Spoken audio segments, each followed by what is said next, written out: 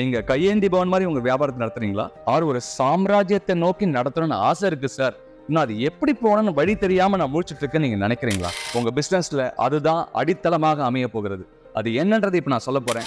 இப்ப நிறைய பேரை பாக்குறேன், அந்த ஓனரே டெக்னோபிரனரா இருக்காரு, அவரே ப்ரொடக்ஷனும் பாத்துக்கிறார், அவரே அக்கௌண்ட்ஸும் பாக்குறாரு, அவரும் எல்லா துறைகளிலும் தன்னுடைய நேரத்தை என்னுடைய பார்வையில் வேஸ்ட் செய்கிறார். கடன் இல்லாமல் லீவரேஜ் பண்ணி உங்க பிசினஸ் ஒரு சாம்ராஜ்யத்தை உங்களால அது படைக்க முடியும்.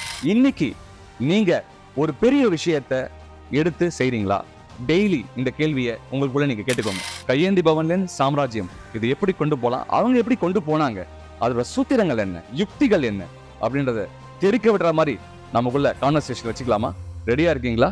வாங்க போகலாம்.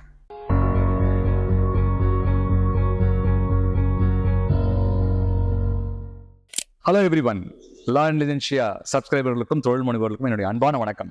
நம்ம அனந்தரும் ஒரு விஷயம் பார்க்குறோம். ஒரு நபர் ஒரு சின்ன வண்டி சமைச்சு கொடுப்பாரு, அது பேர் கையேந்தி பவன் பேர். நம்ம போய் சாப்பிட்டுட்டு வருவோம், ரோட் சைட்லாம் பார்க்குறோம். ஆனால் அதே மாதிரி ஒரு உணவக பிஸ்னஸை வந்து பார்த்தீங்கன்னா ஒரு சின்னதாக ஹோட்டல் மாதிரி வச்சு அங்கே ஒரு 4 சிப்பந்திகள் வச்சு ஒருத்தர் பிஸ்னஸ் ரன் பண்ணுறாரு. அவரும் அதே மாதிரி ஒரு உணவகம் தான் நடத்துறாரு. ஆனால் இன்னும் கொஞ்சம் தள்ளி பார்த்தீங்கன்னா 10-15 பேர் வச்சு 20 பேர் வச்சு ஒரு பிரம்மாண்டமான ஒரு ஹோட்டலை இன்னொருத்தர் நடத்துறாரு. ரெஸ்டாரண்ட்னு நம்ம சொல்றோம், கரெக்டா? கையேந்தி பவன்ல இப்போ ரெஸ்டாரண்ட் வந்திருக்கும்.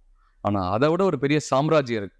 சாம்ராஜ்யத்தை படைக்கிறார்கள் பல தொழிலதிபர்கள். ஃபார் எக்ஸாம்பிள், A2B என்ற உணவகம் தமிழ்நாடு ஃபுல்லா இருக்கு, பல மாநிலங்கள்ல இருக்கு, வெளிநாட்டு கூட போகக்கூடிய அளவுக்கு பெரிய லெவலில் வளர்ந்துருக்கு. அங்க என்ன பண்றாங்க, ஆயிரக்கணக்கான ஊழியர்கள் ஒரே ஸ்டாண்டர்ட்ல உணவகத்தை எல்லாருக்கும் கொடுக்குறாங்க.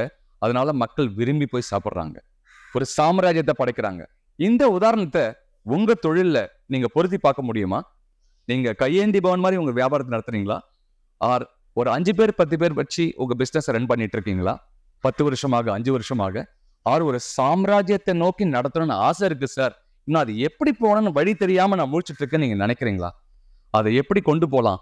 கையேந்தி பவன்ல சாம்ராஜ்யம் இது எப்படி கொண்டு போலாம், அவங்க எப்படி கொண்டு போனாங்க, அதோட சூத்திரங்கள் என்ன, யுக்திகள் என்ன அப்படின்றத தெரிக்க விடுற மாதிரி நமக்குள்ள கான்வர்சேஷன் வச்சுக்கலாமா? ரெடியா இருக்கீங்களா? வாங்க போகலாம். அது என்னங்க தெரிக்க வைக்கும் யுக்திகள்? உங்க வியாபாரத்தை இந்த மாதிரி அடுத்தடுத்த கட்டத்துக்கு ஒரு படிக்கட்டு இருக்க மாதிரி மேல் மட்டத்துக்கு போகணும் சொன்னா சில முக்கியமான காரணிகளை நீங்க உடனே யோசிச்சாகணும். உங்க பிசினஸ்ல அதுதான் அடித்தளமாக அமைய போகிறது. அது என்னன்றது இப்ப நான் சொல்ல போறேன். 3 முக்கியமான படிகளை இப்ப சொல்ல போறேன், நோட் பண்ணிக்கோங்க. நம்பர் 1, இந்த பெரிய சாம்ராஜ்யம் படைக்கிறாங்க இல்லையா, படைச்சிட்டு இருக்காங்க இல்லையா, அவங்க லீவரேஜ் பண்ணது என்ன தெரியுங்களா? டைம். நம்ம எல்லாருக்குமே 24 hours தான் இருக்கு. நீங்க 24 hours ஒரு 8 hours 10 hours 12 hours 15 hours ஒரு ஆண்டர்பிரனரா என்ன பண்றீங்க அப்படின்றத பேப்பர்ல ஒரு வாரம் எழுதி பாருங்க. அந்த சாம்ராஜ்யம் பண்ணிட்டு இருக்காங்க இல்லையா, அவங்க அதே 10 மணி நேரம் 12 மணி நேரம் அவங்க பிசினஸ்க்காக என்ன வேலைகள் செய்கிறாங்கன்னு கொஞ்சம் யோசிச்சு பாருங்க, கேட்டு பாருங்க, பேசி பாருங்க, இன்டராக்ட் பண்ணுங்க.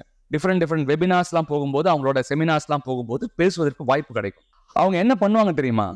பிரேக் த்ரூ அப்படின்னு ஒரு விஷயம் இருக்கு.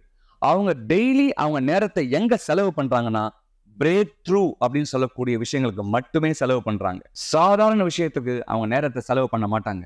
ஏன்? சாதாரண விஷயங்கள் செய்வதற்கு நிறைய பேர் உருவாக்கிடுவாங்க, அவங்க செய்யறது அசாதாரணமான விஷயங்கள். அப்போ உங்க தொழில நீங்க சாதாரண விஷயங்கள் செய்றீங்களா ஆர் அசாதாரண விஷயங்களை செய்றீங்களா? அதை நாங்க என்ன சொல்லுவோம் அப்படின்னு சொன்னா, சி சேஞ்ச் எங்க நிறுவனத்துல இருந்து ஆண்டர்பிரனர் சந்திக்கும் போது வார்த்தை சொல்லுவோம், இன்னைக்கு நீங்க ஒரு பெரிய விஷயத்தை எடுத்து செய்றீங்களா? டெய்லி இந்த கேள்வியை உங்களுக்குள்ள நீங்க கேட்டுக்கோங்க. நீங்க பிரேக் த்ரூ வேலையை செய்யலன்னு சொன்னா, சாதாரண வேலையை தான் நீங்க டெய்லி செய்றீங்கன்னு சொன்னா, அப்போ நீங்க உங்க டைமை லீவரேஜ் பண்ணல. ஆனா சாம்ராஜ்யம் படைச்சவங்க எல்லாம் லீவரேஜ் பண்றாங்க. So number 1, time. டைம் எப்படி லீவரேஜ் பண்ணணும்? பிரேக் த்ரூ ஒர்க் தான் நீங்க செய்யணும் ஆஸ் அ ஓனர். எப்படி சார் நான் எல்லாமே டெய்லி பிரேக் த்ரூ வேலையை பண்ணா, நான் இன்னைக்கு 1 man ஆர்மியா தானே சார் இருக்கேன், நான் எப்படி சார் இந்த வேலை எப்படி சார் நடக்கும், எனக்கு எப்படி சார் டல்லா போட்டு நினைச்சீங்கன்னா பரவாயில்ல. 80% டெய்லி வேலை செய்யுங்க, 20% நேரத்தை வந்து சாம்ராஜ்யத்துக்காக ஒதுக்குங்க. அடுத்த ஒரு 3 மாசத்துக்கு. 3 மாசம் கழிச்சு இது 70%, அது 30%. 6 மாதம் கழித்து இது 60%, 40%.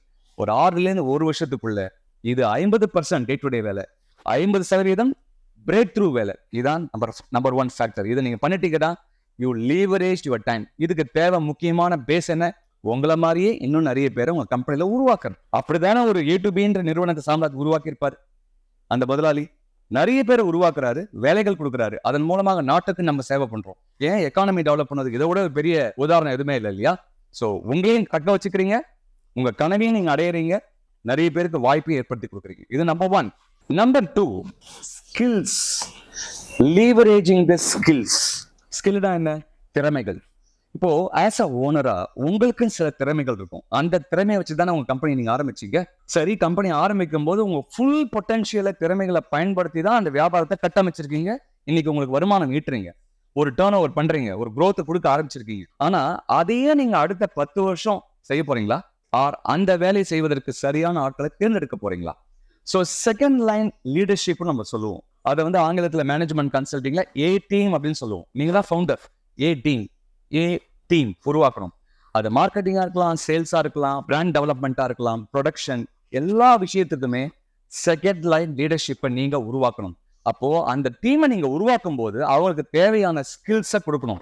இதுல 2 முக்கியமான விஷயம் நடக்குது. 1, நீங்க அந்த வேலையை செய்யல, நீங்க அந்த துறைகள்ல ஒரு ஆளை நியமிச்சு அதை மானிட்டர் பண்ற ரோலுக்கு நீங்க வந்துட்டீங்கன்னா, ஒரு அப்சர்வரா வந்துட்டீங்கன்னு சொன்னா, அதுக்கப்புறம் என்ன நடக்கும்? அந்த மனிதர்கள் உங்க அளவுக்கு செய்யலனா கூட உங்கள ஒரு 50% அவங்க அவுட்புட் கொடுக்க ஆரம்பிப்பாங்க. கிராஜுவலி ப்ரொக்ரெசிவ்லி பாத்தீங்கன்னா ஒரு 2 to 3 இயர்ஸ்ல ஆட்டோமேட்டிக்கா 70 to 80% அவங்க ப்ரொடக்டிவிட்டி கூடிடும். Because of the automation, because of the training. Skill கொடுக்க போறீங்க, நீங்க மானிட்டர் பண்ண போறீங்க. ஸோ நீங்க வேலை செய்யறதுல இருந்து வேலையை பார்க்க மேற்பார்வையாளராக ஒரு சூப்பர்வைஸ் பண்ணக்கூடிய ஒரு இடத்துக்கு நீங்க வந்துட்டீங்க. இது நான் சொல்றது வந்து ஒரு ஸ்மால் கம்பெனிக்கு.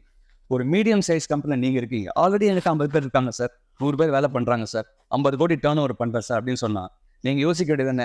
இந்த 50 கோடியை 500 கோடி ஆக்குவதற்கு நான் இப்ப என்ன செய்யணும்? Best practices, again same stuff. நான் முன்னாடி சொன்ன ஃபேக்டர் டைம் லிவரேஜிங்.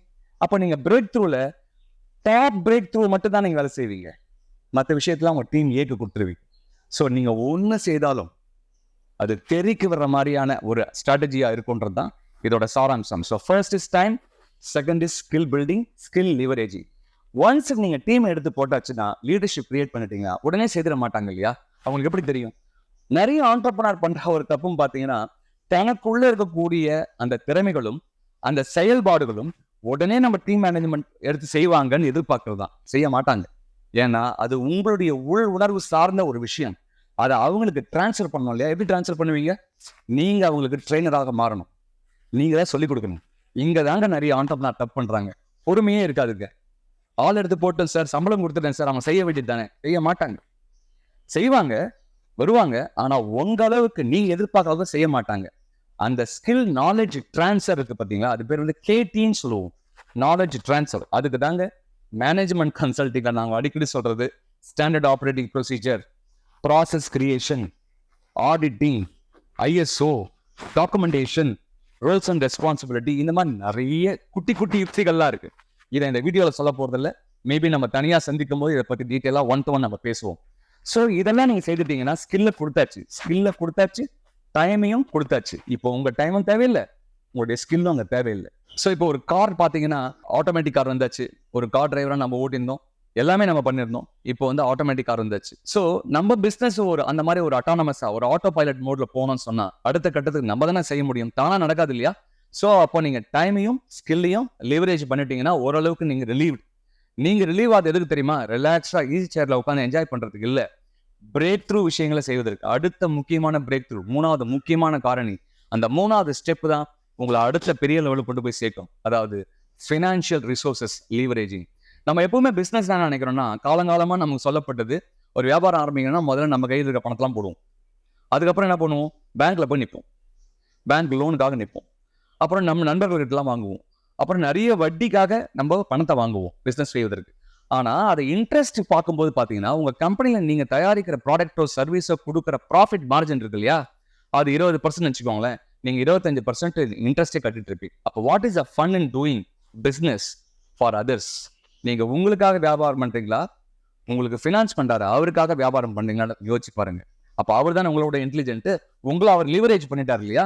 அப்போ ஃபினான்ஸ் எப்படி லீவரேஜ் பண்ணுவது? 3வது ஃபேக்ட். இந்த 3 ஃபேக்டரை நீங்க முழுசா தெரிஞ்சுக்கணும். ஃபினான்ஸ் எப்படி சார் லீவரேஜ் பண்றது அப்படின்னு கேட்டீங்கன்னா, அதுக்கு ஒரு சின்ன இன்புட் இப்போ கொடுக்குறேன். அதுக்கப்புறம் குட்டி குட்டியான தெரிக்க வைக்கும் யுக்திகளை வந்து நம்ம நேரில் சந்திக்கும் போதோ கமெண்ட் செக்ஷன்ல கூட நம்ம கான்வர்சேஷனா வச்சுக்கலாம். அதாவது டெட்லேருந்து ஈக்விட்டியாக போக முடியும். டெட்டுன்றது பேங்க்ல போய் லோன் வாங்கி வெளியில லோன் வாங்கி இன்ட்ரெஸ்ட் கட்டி செய்வது. ஈக்விட்டின்றது என்னன்னா, நான் ஒரு கம்பெனி நடத்துறேன், இந்த கம்பெனி ஒரு பிராண்ட் கிரியேட் பண்றேன், ஒரு வேல்யூவேஷன் பண்றேன். இன்னைக்கு இந்த கம்பெனியோட வேல்யூவேஷன் 1 கோடி வேல்யூவேஷன். ஆனா பிசினஸ் டர்ன் ஓவர் வந்து 20 லட்சம் 30 லட்சம் 40 லட்சம் பண்ணிட்டு இருக்கு. ஆனா வேல்யூவேஷன் 1 கோடியா நிர்வாகிக்கப்படுகிறது.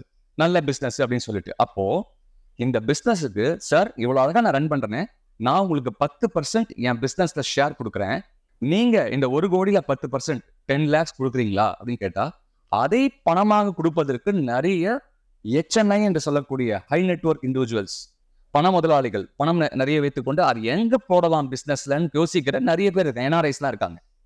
அவங்க தேடுறாங்க நல்ல பிசினஸ், நீங்க தேடுறீங்க நல்ல இன்வெஸ்டர். இதை ஃபெசிலிட்டேட் பண்றதுதான் எங்களை மாதிரி அட்வைசர்ஸோட முக்கியமான வேலையும் கூட இல்லையா? அப்போ ஒரு 10% டைலூட் பண்றீங்க, ஒரு 10 lakhs வருது. உங்க கம்பெனி இப்போ 2 கோடியா வேல்யூவேஷன் இருக்கு, 20% டைலூட் பண்றீங்க, அப்ப என்ன ஆகும்? 40 லட்ச ரூபா உங்களுக்கு உள்ள வரப்போகுது. அந்த 40 லட்சத்துக்கு நீங்க 1 பைசா கூட திருப்பி கொடுக்க வேண்டிய அவசியம் இல்லை, பிசினஸா தான் பண்ண போறீங்க. ஸோ அந்த headache of EMI is out of your mind. EMIனா என்னங்க? ஈக்குவேட்டட் மந்த்லி இன்ஸ்டால்மெண்ட்டா? இல்ல, ஈக்குவேட்டட் மென்டல் ஹில்னஸ். அது உங்களுக்கு இருக்கக்கூடாது. பிசினஸ்ல இருக்கிற பிரச்சனையே போறோம் வியாபாரத்துல, இது வேற ஒன்னான்னு சொல்லிட்டு கடன் இல்லாமல் லீவரேஜ் பண்ணி உங்க பிசினஸ் ஒரு சாம்ராஜ்யத்தை உங்களால அது படைக்க முடியும். ஸோ 3 விஷயம் சொல்லியிருக்கேன். டைம் லீவரேஜ் பண்ணணும், ஸ்கில் லீவரேஜ் பண்ணணும், ஃபினான்ஷியல் ரிசோர்சஸ் லீவரேஜ் பண்ணணும். 3 முடிஞ்சதுன்னா நீங்க அடுத்த கட்டத்துக்கு அழகா தயாராகிட்டீங்கன்னு அர்த்தம். இப்போ நீங்க ரெடியா? இது பயனுள்ளதா இருக்கும் நான் நம்புறேன், முழுசா நம்புறேன். தொடர்பிலேயே இருக்க. அடுத்த வாரம் அடுத்த வீடியோல அடுத்த தெரிக்க வைக்கும் யுக்திகளோட உங்களை சந்திக்கிறேன். நன்றி, வணக்கம்.